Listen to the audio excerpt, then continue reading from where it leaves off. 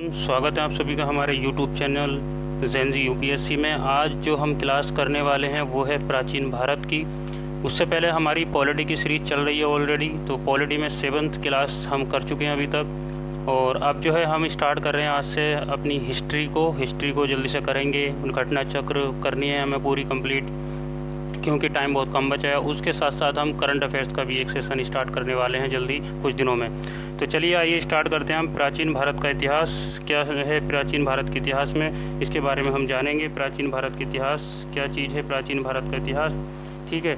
तो प्राचीन भारत के इतिहास में समझने से पहले हमें बहुत सारे कालों को भी समझना पड़ेगा, ये कौन कौन से काल हैं, ठीक है। तो अब जो है हम चलते हैं सबसे पहले नीचे, क्वेश्चन करेंगे इसके डायरेक्ट, क्योंकि इतना टाइम नहीं है।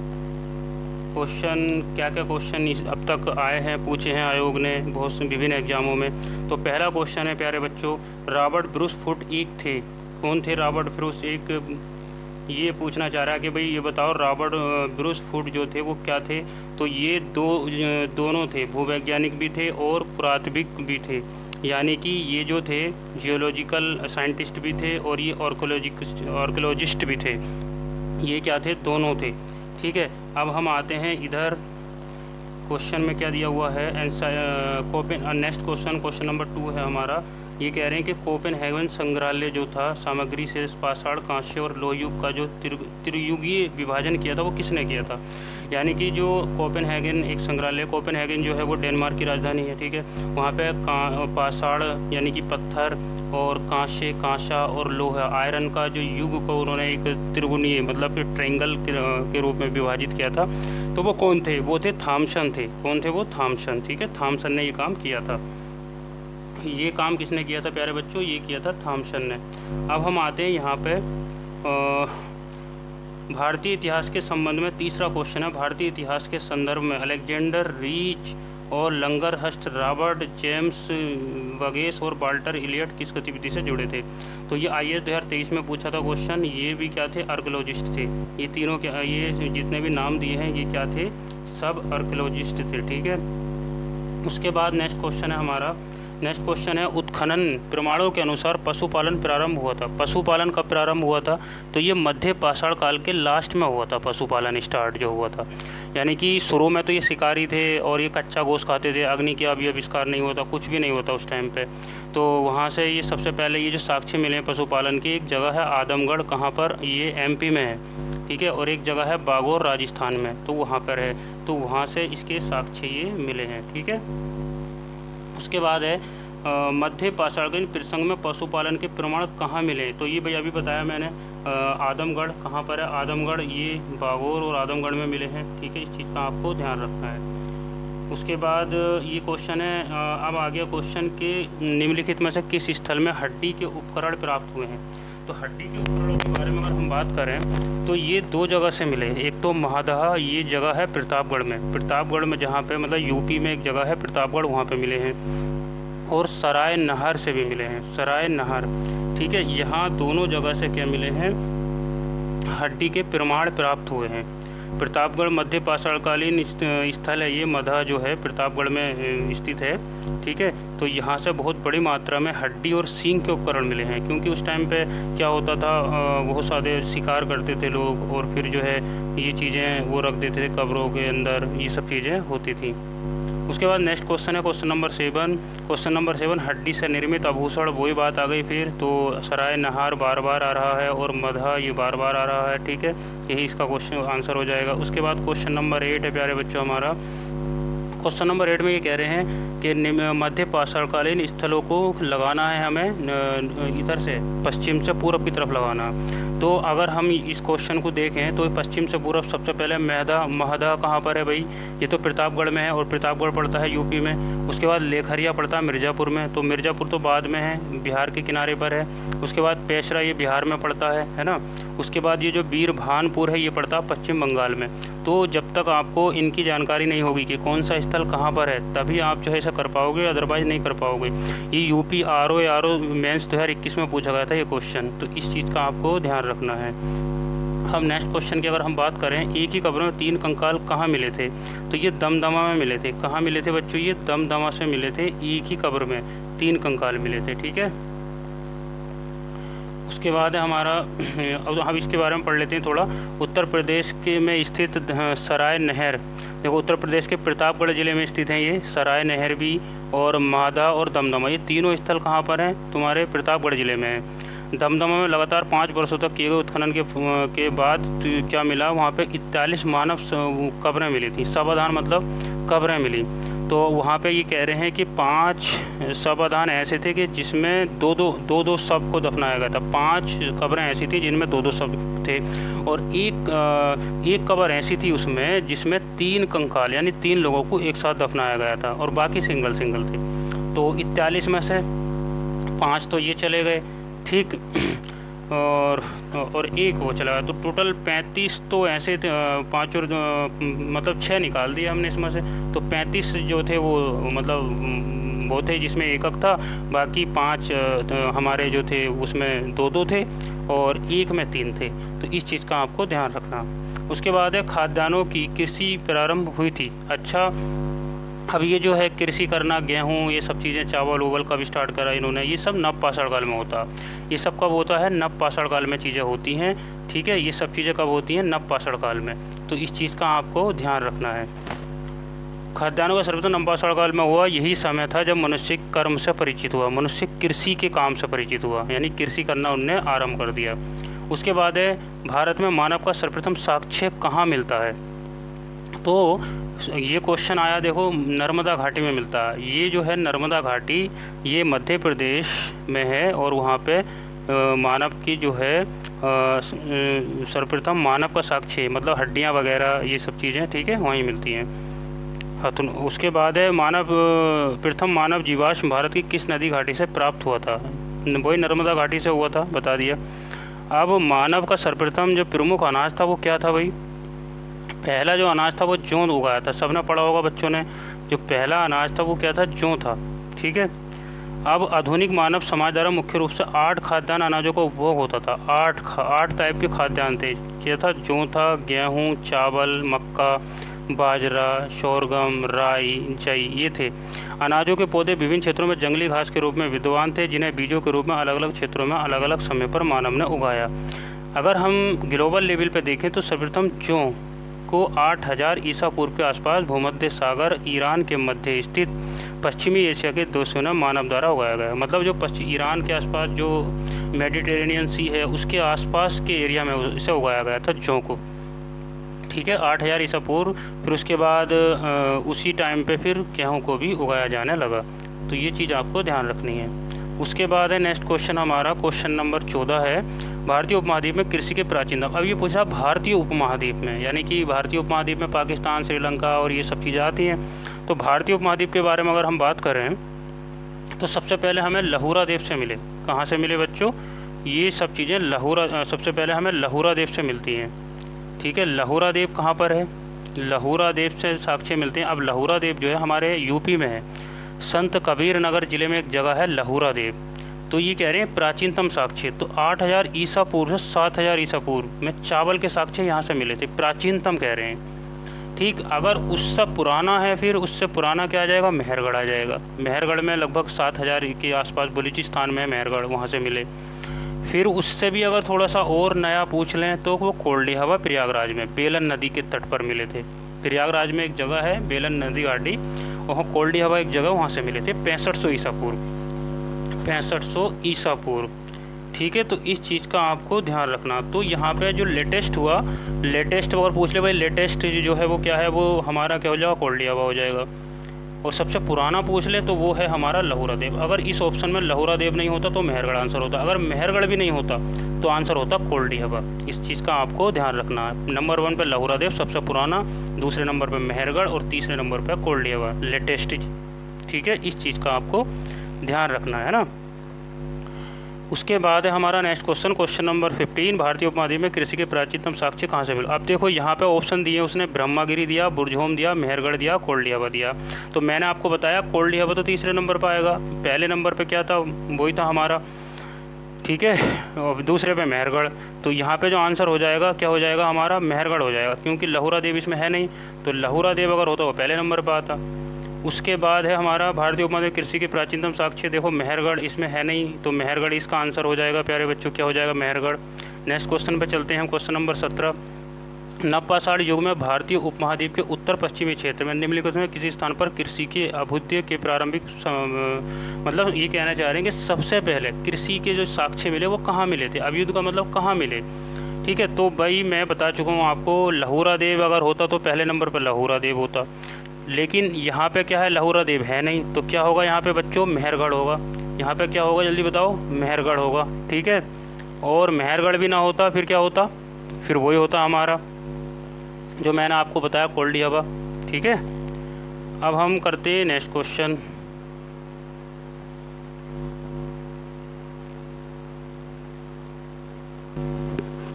अब नेक्स्ट क्वेश्चन करेंगे भाई हम, क्वेश्चन नंबर 17 देखेंगे। नवपाषाण युग में भारतीय उपमहाद्वीप के उत्तर पश्चिम क्षेत्र में निम्नलिखित में किसी स्थल पर कृषि के अभ्युदय के प्रारंभिक साक्ष्य मिले, तो वही मेहरगढ़ हो जाएगा इसका आंसर, मैंने बताया था। ठीक है, क्या हो जाएगा इसका आंसर, मेहरगढ़ हो जाएगा।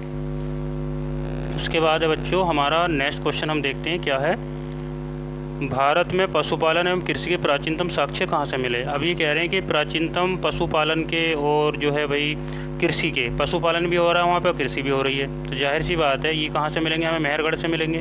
कहाँ से मिलेंगे, मेहरगढ़ से। ठीक है, उसके बाद नेक्स्ट क्वेश्चन है हमारा, उत्तर प्रदेश की सांस्कृतिक विरासत के निम्नलिखित में से कथनों पर कौन सा कथन सही है। इसे उत्तर प्रदेश के अनेक उत्कथित प्रस्तरों में वैश्विक स्थल में कृषि के प्राचीनतम साक्ष्य प्राप्त हुए। ये कह रहे हैं किसके बारे में, उत्तर प्रदेश की सांस्कृतिक विरासत के बारे में। सही बात है, क्योंकि सबसे जो पुराना था हमारे यूपी के अंदर हम देखें तो वहाँ पे हमारा खोज हुई थी जो हमने पढ़ा था। ठीक है, प्राचीनतम साक्ष्य हमारे कोल्डी हवा था, है ना, और लहुरा देव था, तो वही कहना चाह रहे हैं। तो इस प्रदेश में अनेक उत्कृष्ट स्थानों के हमारे क्या मिले हैं, साक्ष्य मिले हैं, जैसे लहुरा देव सबसे पुराना। ठीक है, अच्छा वहाँ पे साक्ष्य मिले कृषि के सबसे पहले लहुरा देव में।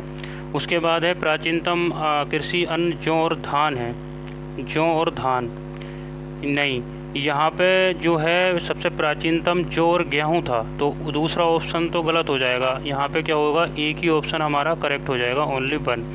उत्तर प्रदेश में अनेक उत्खनन स्थानों में वैश्विक स्तर से कृषि के प्राचीन प्रमाण मिले हैं। ठीक है, संत कबीर नगर में एक जगह है लहुरा देव, वहाँ से ये हमें मिले हैं 8000 ईसा पूर्व से 7000 ईसा पूर्व तक चावल के साक्ष्य प्राप्त हुए हैं। उत्तर प्रदेश में प्राचीनतम साक्ष्य धान अन्य, उत्तर प्रदेश में देखो चावल के साक्ष्य मिले हैं, गेहूँ जौ वगैरह वहाँ पे नहीं मिला है। ठीक है, ये मेहरगढ़ वगैरह में मिले हैं जौ वगैरह गेहूँ वगैरह, बाकी उत्तर प्रदेश में तो सिर्फ चावल के साक्ष्य मिले हैं। तो इसमें आपको जो है कन्फ्यूज नहीं होना है बिल्कुल भी, इस चीज़ का आपको ध्यान रखना है। ठीक है बच्चों,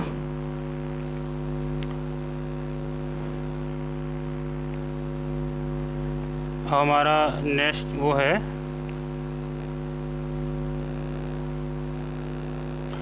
हमारा, अब है उस स्थल पर नाम बताइए जहाँ से प्राचीनतम स्थायी जीवन के प्रमाण मिले हैं। मेहरगढ़, प्राचीनतम स्थायी जीवन के प्रमाण सर्वप्रथम बलूचिस्तान के कच्चे मैदान स्थित मेहरगढ़ से मिले हैं। इनकी प्रमाणिक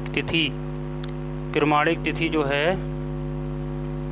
7000 ईसा पूर्व है लगभग। क्या है प्रमाणिक तिथि बच्चों, 7000 ईसा पूर्व लगभग है इसकी प्रमाणिक तिथि। अगर हम देखें तो कितनी है, 7000 ईसा पूर्व। इस चीज़ का आपको ध्यान रखना है। अब हमारा नेक्स्ट क्वेश्चन है, निम्नलिखित में से किन स्थानों में मध्य पाषाण काल में पशुपालन के साक्ष्य मिले। तो वही बागोर, मैंने बताया था बागोर, और एक जगह थी कि तुम्हारी उसमें क्या कहते हैं ये तो बागोर तो राजस्थान का हो गया, और एक मध्य प्रदेश में मध्य प्रदेश में आदमगढ़। ठीक है, उसके बाद है नेक्स्ट क्वेश्चन, निम्नलिखित में से किसको चालकोलिथ युग भी कहा जाता है। चालकोलिथिक युग, तो इससे चालकोलिथिक युग हम कहते हैं ताम्रपाषाण युग को। किसे कहते हैं, ताम्रपाषाणकालीन युग को हम क्या कहते हैं, चालकोलिथिक युग भी कहते हैं। कैलकोलिथिक युग भी कहते हैं इसे, चालकोलिथिक युग भी कहते हैं। तो ये ऑप्शन अच्छा है, क्वेश्चन अच्छा है, इस चीज़ का आपको ध्यान रखना है ना। उसके बाद है बच्चों हमारा नेक्स्ट क्वेश्चन है हमारा आहड़ सभ्यता के बारे में। अब आहड़ सभ्यता हमने कभी सुनी नहीं है, लेकिन अब देख लेते हैं आहड़ सभ्यता है क्या। ठीक है, आहड़ सभ्यता क्या है बच्चों?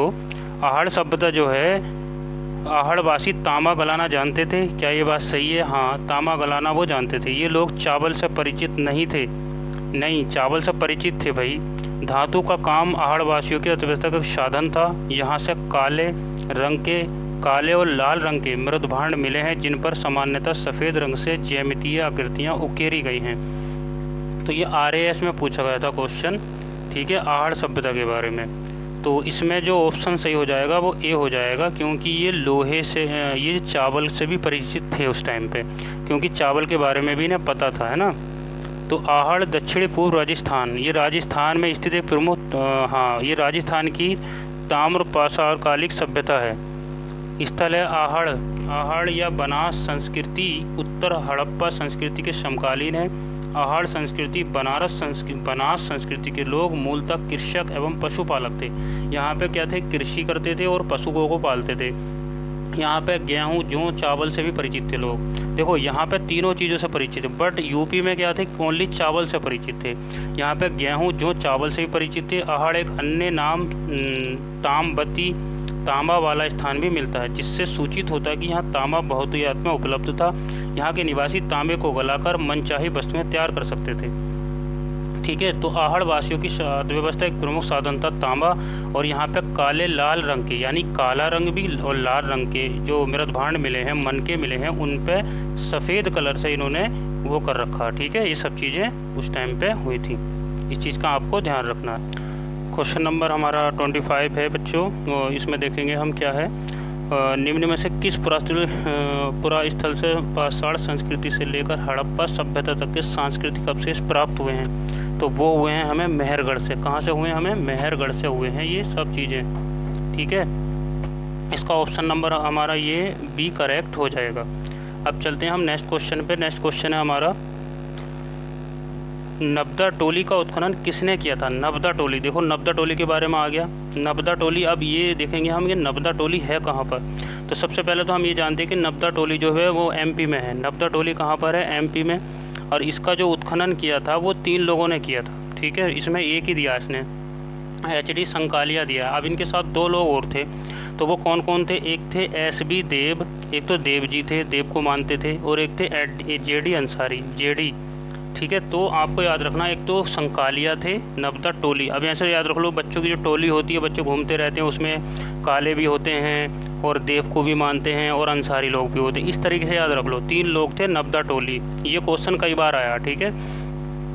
तो इसकी डेट वगैरह तो नहीं पूछेगा, खैर 1957-59 में इसका उत्खनन हुआ था नबदा टोली का।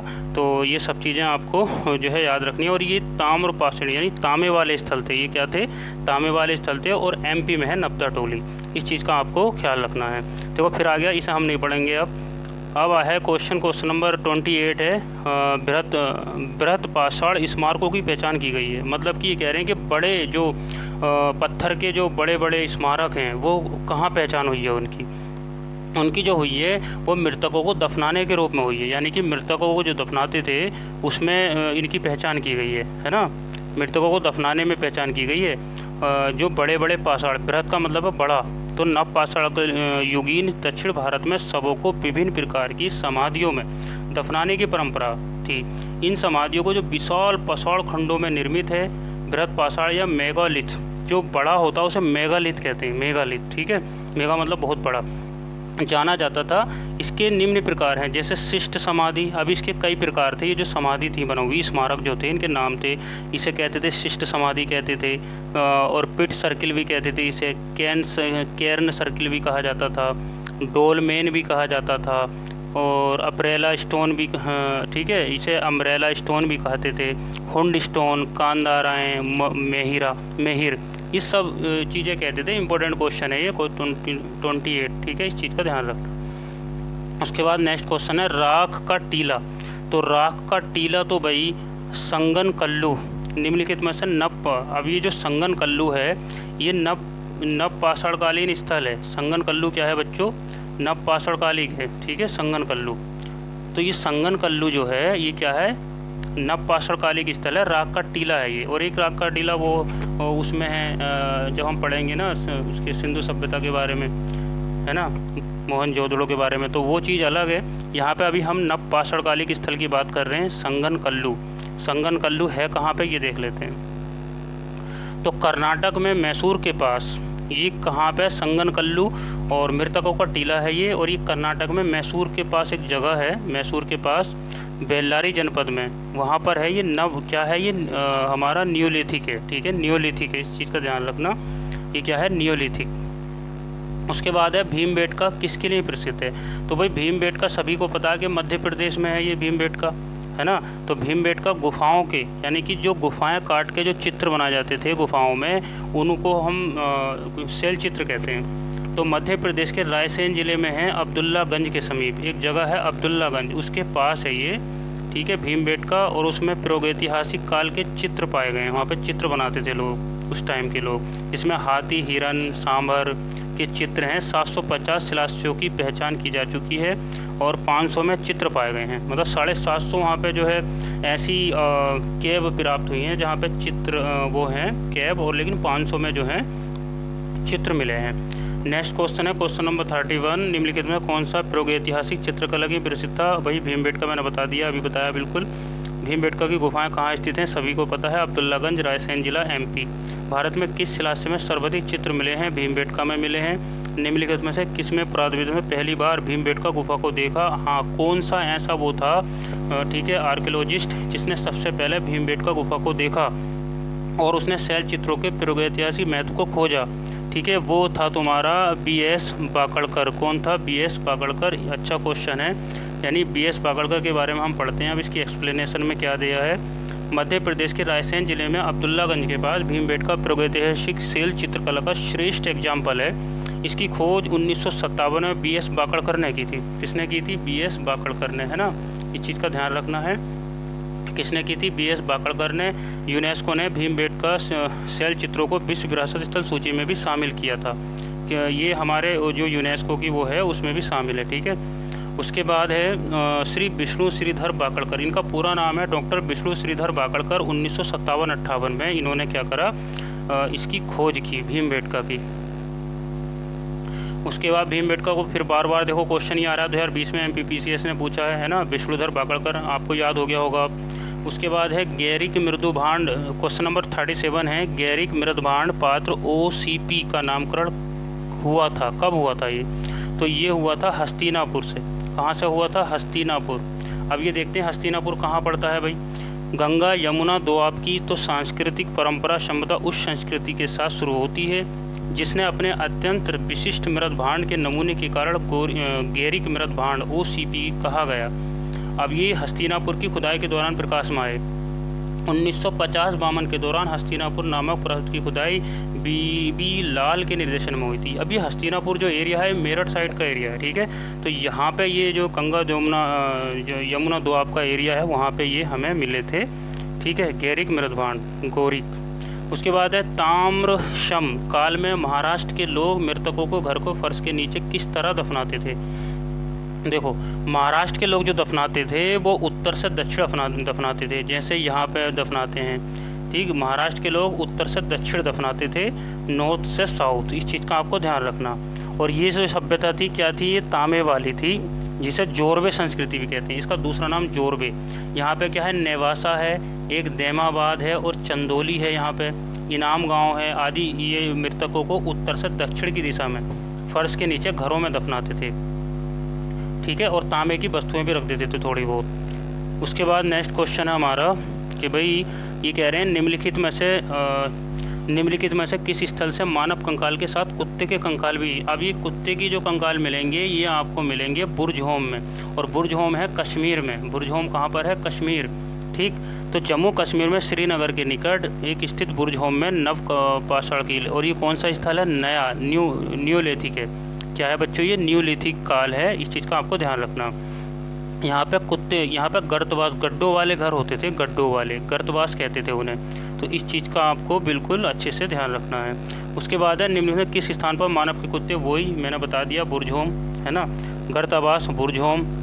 अब यहाँ पे ये मिलान करने के लिए पूछ रहा क्वेश्चन नंबर 42 में। क्वेश्चन नंबर 42 में है पुरा पाषाण काल और मध्य पाषाण काल, नवपाषाण काल और ताम्रपाषाण काल। देखो अभी हमने एक चीज़ पढ़ी थी कि ताम्रपाषाण काल तो तांबा कहाँ मिलेगा, बनास घाटी, और बनास घाटी कहाँ भाई, राजस्थान में। तो राजस्थान में तो तांबा वैसे भी मिलता है ना, तो बनास घाटी तो तांबे से हो जाएगा, है ना। अब जो बुर्ज होम है, अभी हमने पढ़ा था बुर्ज होम जो है, तो बुर्ज होम क्या है, न्यू पाषाण काल है, न्यू लिथिक, मैंने अभी बताया था बुर्ज होम जहाँ कुत्ते को साथ दफना देते थे। उसके बाद है मध्य पाषाण काल। अब ये जो मिडिल वाला है ये भीमबेटका है, तुम्हारी भीमबेटका गुफा है ना, भीमबेटका गुफा जो है जिन्होंने बाकरकर ने जिनकी खोज की थी 1957-58 में, वो भीमबेटका हो गई। और पुनः पाषाण काल, पूरा पाषाण काल क्या हो जाएगा हमारा, सोहन नदी घाटी। ये जो तुमने पढ़ा होगा, जो मैंने शुरू में पढ़ाया था, सोहन नदी घाटी, ये तुम्हारा हो जाएगा पूरा पाषाण काल। तो ये छत्तीसगढ़ PCS 2022 में आया। देखो इससे 1-2 क्वेश्चन तुम्हारा 100% आएगा, तो इस चीज़ का आपको ध्यान रखना, कौन सी जगह कहाँ पर है, किसने इसकी खोज की थी, बस यही आपको ध्यान रखना। पूरा इसकी जो ऊपर थ्योरी दे रखी है वो पढ़ने की आवश्यकता नहीं है, कोशिश के PYQ कर लोगे जितने दिए हुए हैं इसमें, है ना, घटना चक्र में, और तो इस वीडियो को देख लोगे तो आराम से बिल्कुल हो जाएंगे, कोई घबराने वाली बात नहीं है। नेक्स्ट क्वेश्चन है हमारा क्वेश्चन नंबर 43। इसमें ये कह रहे हैं कि इसमें भी मिलान ही कराना है भाई, मैचिंग। नेवासा कहाँ पर है भाई, अभी पढ़ा हमने, नेवासा जो है वो महाराष्ट्र में है। नवासा कहाँ रहता है, महाराष्ट्र में। देमाबाद भी महाराष्ट्र में है। अब ईसमपुर जो है, ईसमपुर कहाँ पर है, ठीक है, ईसमपुर हम अगर देखें तो ये है कर्नाटक में, ईसमपुर कर्नाटक हो जाएगा हमारा, ठीक। कौन सा मेल खा रहा है इसमें, सी मेल खा रहा है। और डीडवाना हो जाएगा, सबको पता है डीडवाना राजस्थान में, डीडवाना झील है ना। और गुडियाम गुफा, यही बचा, गुडियाम गुफा तमिलनाडु हो जाएगा। तो गुडियाम गुफा क्या हो जाएगा, तमिलनाडु। तो हमारा ऑप्शन क्या हो जाएगा, करेक्ट, सी ऑप्शन हमारा करेक्ट हो जाएगा, ठीक है। इस चीज़ का आपको देख रखना। UP PCS प्री 2023 में ये पूछा था इन्होंने, तो एक बार और बता देता हूँ। नेवासा तो महाराष्ट्र में रहता है, ईसमपुर यानी कि ईसमपुर तमिलनाडु हो जाएगा हमारा, सॉरी ईसमपुर कर्नाटक हो जाएगा। और डीडवाना हमारा है ही राजस्थान। और गुडियाम गुफा यानी गुड़िया वाली गुफा कहाँ, तमिलनाडु में हो जाएगी। क्वेश्चन नंबर 44 है, ये भी हमारा मैचिंग वाला है भाई, IAS प्री में पूछा है ये। तो बुर्ज होम मैंने बताया था, बुर्ज होम में क्या मिला है, अब ये मिलान पूछ रहा कौन सा सही है, ठीक है। तो बुर्ज होम जो है शैलकृत देव मंदिर तो नहीं था, यहाँ पे तो गड्ढे थे, गर्त थे बुर्ज होम में, कुत्ते को दफनाते थे साथ में, तो ये गलत ही लग रहा है, गलत ही हो जाएगा। चंद्रकेतुगढ़ टेराकोटा कला थी, चंद्रकेतुगढ़ है ना, चंद्रकेतुगढ़ में क्या थी बच्चों, चंद्रकेतुगढ़ में जो थी वो टेराकोटा कला थी, टेराकोटा कला, ये सही है। गणेशवर ताम्र कलाकृतियाँ मिली हैं गणेशवर में, इसका ऑप्शन डी सही हो जाएगा। अब इसमें देखते हैं इसमें क्या क्या दे रखा है इन्होंने इसके एक्सप्लेनेशन में। बुर्ज होम नामक ये न्यूलिथिक पुरास्थल जम्मू कश्मीर के केंद्र शासित प्रदेश में स्थित है। इस पुरास्थल की खोज वर्ष 1935 में डी टेरा पैटरसन ने की थी, 1935 में हुई थी इसकी खोज, ठीक है। किसने की थी, डी पैटरसन ने की थी 1935 में इसकी खोज, ठीक है। इस चीज़ का आपको ध्यान रखना है, इसकी खोज की थी डी पैटरसन ने 1935 में। इसे पुरास्थल में गर्तवास के साक्ष्य प्राप्त हुई। चंद्रकेतुगढ़ पश्चिम बंगाल में स्थित एक ऐतिहासिक पुरातात्विक पुरास्थल है। ये क्या है, जम्मू पश्चिम बंगाल में है चंद्रकेतुगढ़, जो विद्याधारी नदी के तट पर अब स्थित है। यहाँ के ऐतिहासिक काल के टेराकोटा कला, यहाँ पर टेराकोटा कला के एग्जाम्पल मिले हैं जो तत्कालीन शिल्प कौशल असामान्य विशेषता को दर्शाते हैं। गणेशवर जो है भैया, गणेश को मानने वाले कौन हैं, राजस्थान में मिले हैं। तो ये सब राजस्थान का क्या है, तांबा, राजस्थान में तो तांबा ही मिलेगा, इस चीज़ का आपको ध्यान रखना है, ठीक है। तो ये हो गया। उसके बाद नेक्स्ट क्वेश्चन है हमारा, ये भी IAS प्री 2024 में पूछा है, ठीक है। चंद्रकेतुगढ़, देखो चंद्रकेतुगढ़ अभी हमने पढ़ा है, कहाँ है चंद्रकेतुगढ़, ये तो भाई उसमें है पश्चिम बंगाल में, उड़ीसा दे रखा, तो ये तो पहला तो गलत ही हो जाएगा पूरे तरीके से, है ना। इनाम गांव महाराष्ट्र में है, बात बिल्कुल सही है। इनाम गांव कहाँ पर है, महाराष्ट्र में है। और ये तामे वाला केंद्र है, तांबा मैंने बताया था, इनाम गांव है ना। और फिर उसके बाद है मंगडू केरल में है, महापाषाण स्थल है। महापाषाणिक स्थल मतलब जहाँ पे बहुत बड़े बड़े पत्थर के वो थे, तो ये मंगडू केरल में है। और सालीहुंडम आंध्र प्रदेश में, ये सालीहुंडम आंध्र प्रदेश में तो है, बट ये शैलकृत गुफा नहीं है, ठीक है। तो ये अलग तरीके से UPSC ने पूछा था उस टाइम पे। प्राचीन बौद्ध, ये बौद्ध वो है, बौद्ध मुख्यालय है सालीगुंडम, और ये शैलकृत गुफा नहीं है, इस चीज़ का आपको ध्यान रखना है। अब हम नेक्स्ट क्वेश्चन पे चलते हैं। नेक्स्ट क्वेश्चन है हमारा विंध्य क्षेत्र के लिए, क्वेश्चन नंबर 46 है। विंध्य क्षेत्र के किसलिए शिलाश्रय में सर्वाधिक मानव कंकाल मिले हुए हैं? कहाँ मिले हैं? लेखरिया में सबसे ज़्यादा मिले हैं। कहाँ? लेखरिया। Doctor JN. पांडे की पुस्तक पुरातत्व विमर्श के अकॉर्डिंग अगर हम देखें तो विंध्य क्षेत्र के लेखरिया में शिलाश्रय संख्या 1 में मध्य पाषाणकालिक लघु पाषाण उपकरणों के अतिरिक्त 17 मानव कंकाल प्राप्त हुए थे। कितने? 17। और ये मध्य पाषाणकालिक है लेखरिया। ठीक है। संयुक्त राज्य अमेरिका के ओरेगन विश्वविद्यालय के जॉन और लुकास के अनुसार लेखरिया में कुल 27 मानव कंकालों की अस्थियां मिली हैं। टोटल कितनी है? 27 मानव। ठीक है, ये यहाँ पे लेखरिया में मिली है। इस चीज़ का आपको विंध्य क्षेत्र में पाया जाता लेखरिया। उसके बाद है हमारा क्वेश्चन नंबर नेक्स्ट क्या है भाई? क्वेश्चन इसे पढ़ लेते हैं हम। यूपीआरओ में पूछा था ये। तो क्वेश्चन है, विंध्य क्षेत्र के पाषाण युगीन लोगों ने नूतन भूतल काल के अंत में गंगा घाटी में प्रव्रजन किया। विंध्य क्षेत्र के पाषाण युगीन लोगों ने नूतन भूतल काल के अंत में गंगा घाटी में प्रव्रजन किया, मतलब गंगा घाटी में चले गए। ठीक है। जलवायु परिवर्तन के कारण इस काल में शुष्कता का चरण था। हाँ, इसलिए क्योंकि जलवायु जब चेंज हुई, ठीक है, क्लाइमेट, तो वहाँ पे क्या शुष्कता आ गई थी। तो इस वजह से वो विंध्य को छोड़कर गंगा वाले क्षेत्र में चले गए। जाहिर सी बात है, ये इसका कारण भी ठीक है और रीज़न भी वो भी सही है। तो दोनों ही इसके ऑप्शन क्या हो जाएंगे? करेक्ट हो जाएंगे। ए इसका आंसर करेक्ट हो जाएगा, क्योंकि सूखा पड़ गया था इसलिए लोग चले गए थे। भारतीय पुरातत्व सर्वेक्षण निम्नलिखित विभागों मंत्रालयों में से किसका संलग्न कार्यालय है? तो ये है वही सांस्कृतिक जो पुरातत्व सर्वेक्षण है, किसके साथ मिलकर काम करता है? संस्कृति मंत्रालय के साथ। ये जो है अधीन एक विभाग है। जो आर्कियोलॉजिकल सर्वे ऑफ इंडिया है वो कल्चरल डिपार्टमेंट का एक भाग है। ठीक है, इस बात को आपको ध्यान रखना है। कल्चर डिपार्टमेंट में आता है ये जो आर्कियोलॉजिकल सर्वे ऑफ इंडिया है हमारा। ठीक है, इसका मुख्यालय देहरादून में है। उसके बाद हमारा नेक्स्ट क्वेश्चन, भारतीय पुरातत्व का जनक किसे कहा जाता है? तो अलेक्जेंडर कनिंघम को कहते हैं। ये क्वेश्चन भी आया है 2017 में पूछा था। ये किसे कहते हैं बच्चों? हम अलेक्जेंडर कनिंघम को हम कहते हैं भारतीय इंडियन आर्कियोलॉजिकल का वो ब्रिटिश सेनाधिकारी था ये, और बंगाल इंजीनियर ग्रुप के साथ काम करने के लिए तैनात किया गया था। भारतीय पुरातत्व के जनक के रूप में इसे माना जाता है, कनिंघम को।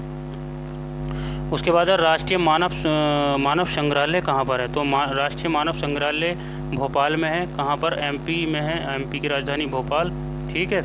उसके बाद है हमारा मानव सभ्यता के विकास की कहानी दर्शाने वाला देश का सबसे बड़ा संग्रहालय कहाँ पर है भाई? इंदिरा गांधी मानव संग्रहालय कहाँ स्थित है? इसे इंदिरा गांधी नाम दिया गया था, भोपाल में है ये। कहाँ पर है? भोपाल में, मैंने अभी बताया। तो ये टोटल हमने 51 क्वेश्चन किए चैप्टर नंबर 1 के।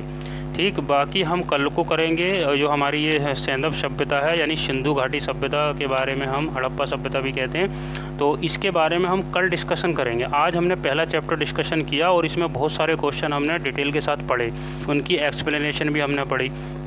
तो इसको आपको ध्यान से देखना है वीडियो को, और डेली हमारी एक क्लास आएगी। अब हम जो है अभी शुरुआत में एक ही चैप्टर हमने पढ़ाया, अब जब हमारी दूसरी क्लास होगी उसमें हम 2-2 चैप्टर, क्योंकि टाइम बहुत कम है। ठीक है, तो उसके हिसाब से आपको ये करनी है क्लासेस अच्छी तरीके से। मैंने देखो समझाने की कोशिश की है, बाकी वीडियो देखना। और पीडीएफ की अगर आपको ज़रूरत होगी तो मैं पीडीएफ भी जो है डिस्क्रिप्शन में उसका लिंक दे दूँगा।